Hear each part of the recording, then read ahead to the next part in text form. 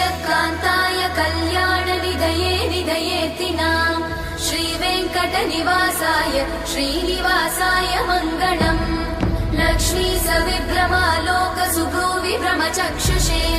चक्षुषे सर्वलोकानां वेङ्कटेशाय मङ्गलम्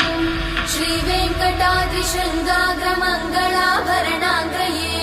मङ्गलानां निवासाय श्रीनिवासाय मङ्गलम्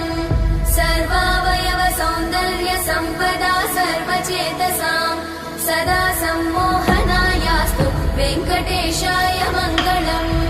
नित्याय निरवध्याय सत्यानन्दचिदात्मने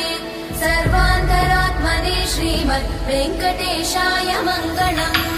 स्वतः सर्वविदे सर्वशक्तये सर्वशेषिणे सुलभाय सुशीलाय वेङ्कटेशाय मङ्गलम्।